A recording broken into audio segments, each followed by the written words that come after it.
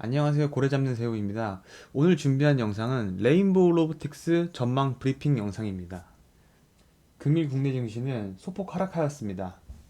그리고 조정을 받은 원인은 전일 미증시의 약세 영향이 있습니다.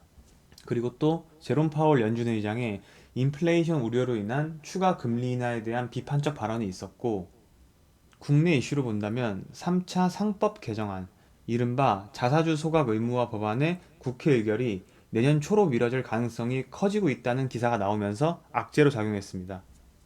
또한 금일 국내 증시에서 외국인 수급 이탈이 있었습니다. 코스피에서만 2,600억, 코스닥에선 2,700억 규모의 수급 이탈이 있었습니다. 코스피 2,700억이면 엄청 많이 판 거예요. 그러면서 오늘 레인보우 로보틱스 또한 4% 정도 빠졌습니다. 어제도 2.38% 정도 빠지고 오늘도 빠지고 레인보우 주주분들은 아주 눈물을 흘리고 있죠. 이게 진짜 아쉬운 게 로봇 테마는 강세인데 정작 대장주인 우리의 레인보우만 못 가고 있는 모습을 보면 참 답답하실 겁니다. 해당 자료 한번 보겠습니다. 테마별 상승 하락인데 로봇 섹터가 60일 동안 기간 등락상 13.94% 상승한 걸 확인할 수가 있어요. 종목별로 본다면 원익홀딩스가 117%, 그리고 로보스타가 79%, 현대무벡스가 75%, 엄청난 상승을 했죠. 근데 정작 레인보우 로보틱스는 60일 동안 5.2%밖에 상승을 못한 걸 보실 수가 있습니다. 이 정도면 로봇 테마의 수혜를 거의 못 받았다고 해도 과언이 아니에요. 두산 로보틱스도 그렇고요. 아주 눈물이 납니다. 하지만 전 아직 끝나지 않았다고 봅니다. 일단 로봇주들은 대부분 실적이 안 나옵니다. 로봇주를 매매하실 때는 실적보다는 성장성을 보셔야 합니다. 그리고 로봇 쪽에서 전반적으로 지금 자금이 계속 들어오고 있는 상황이고, 지금 제롬 파월 의장이 금리 인하에 대해 부정적인 의견을 냈지만 결국 금리 인하는 이번에 한번 진행을 했고, 아직까진 앞으로 두 번 정도 더 할 거라고 보고 있죠. 로봇주는 금리 인하의 수혜도 볼 수 있습니다. 그리고 아주 재밌는 얘기가 하나 나왔는데, 모건 스탠리에서 중국이 로봇 사업에 선두에 있고 미국이 따라가고 있는데 세 번째로 우리나라를 언급했어요. 근데 로봇 쪽은 실적도 안 좋고, 그리고 이게 자금이 많이 들어가는 사업이거든요. 미국이나 중국에 비하면 우리나라는 투자 금액이 너무 적기 때문에 경쟁력이 있을까라는 생각이 다들 있으실 거예요. 근데 모건 스탠리가 이런 발언을 한 거는 부품 쪽에서 우리나라가 경쟁력이 있을 것이라고 본 것 같아요. 이게 아무래도 정부에서 많이 밀어주는 사업이다 보니까 정부와 기업의 콜라보를 통해서 우리나라 로봇 기업을 좋게 보고 있는 것 같습니다. 이 로봇 테마가 과거 뭐 2차전지처럼 단기성 테마는 아닙니다. 앞으로도 상승 여력이 남아있는 매력적인 테마라고 생각을 합니다. 근데 지금 주가가 크게 오른 기업들을 보면 대형주들보다는 중소형주에 자금이 많이 몰렸습니다. 그리고 지금 많이 오른 기업들은 아무래도 단기 과열 종목이고, 지금 신규로 진입하시기엔 좀 부담스러운 게 사실이죠.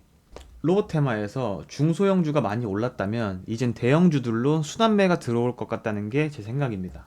자, 이제 차트를 보겠습니다. 해당 차트는 레인보우 로보틱스의 일봉 차트입니다. 그리고 여기 제가 하단에 빨간색 점선으로 표시한 게 가장 강력한 매물대들입니다. 해당 부분이 가장 강한 지지대 역할을 해줄 것이라고 보여지고요. 그럼 작년 연말부터의 상승분을 피보나치 되돌림으로 작도를 해본다면 여기 0.5에서 0.618 골든존 구간에서 지지를 받고 있는 걸 볼 수가 있어요. 크게 보면 지금 이 박스권 자체가 지지 구간 안에서 움직이고 있다고 볼 수가 있어요.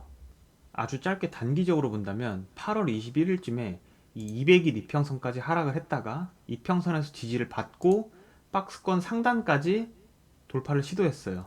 그리고 지금은 조정을 받고 있는데, 여기서 추세선을 그려보면, 자 보이시죠?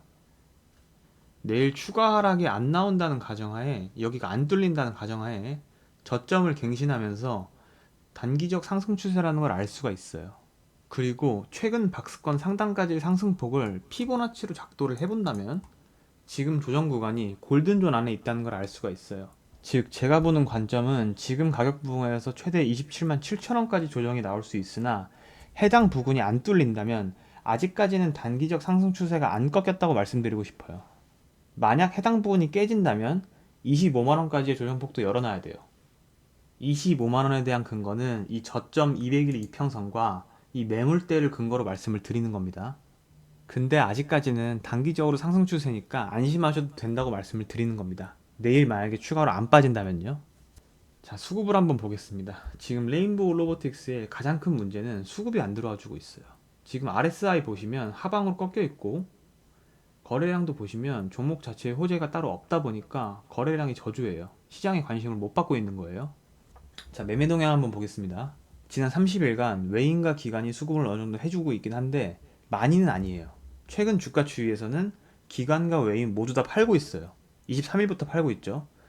오히려 우리 개인 투자자들이 우리 레인보우를 지지해주는 모습입니다. 지금 이 프로그램 매매 추이를 봐도 꺾여 있고요. 공매도 거래 현황을 봐도 공매도 양이 23일부터 좀 늘고 있어요. 오늘 좀 늘었고요. 오늘 11만 주 이상 나왔죠. 이게 매매 동향 얘기를 하다 보니까 자꾸 안 좋은 얘기만 드리는 것 같은데, 제가 말씀드리고 싶은 건 지금 주가가 조정을 받고 있는 건 해당 종목에 뚜렷한 호재가 없고 외인과 기관의 수급 이탈이 일어나고 있어요. 그리고 공매도가 증가하고 있고요. 그래서 조정을 받는 거예요. 하지만 로봇 테마 자체가 아직 상승이 끝났다고 보진 않아요. 더 갈 것 같아요. 근데 이제 로봇 테마가 이 이상으로 더 상승하려면 어느 정도 실적을 보여줘야 되거든요. 근데 우리나라 로봇 기업 중에 실적을 실질적으로 보여줄 수 있는 기업은 제가 생각하기엔 두산 로보틱스랑 레인보우 로보틱스, 딱 이 두 개뿐이에요. 따라서 만약 로봇 테마가 이렇게 계속 뜨거워진다면 테마 내에서 순환매가 이루어질 가능성이 높고, 그 대상은 레인보우 로보틱스가 아닐까 하는 겁니다. 차트적으로도 나쁘지 않고요. 자, 오늘 준비한 영상은 여기까지고요. 앞으로도 해당 종목에 이슈가 생길 시 브리핑 영상으로 찾아뵙겠습니다. 감사합니다.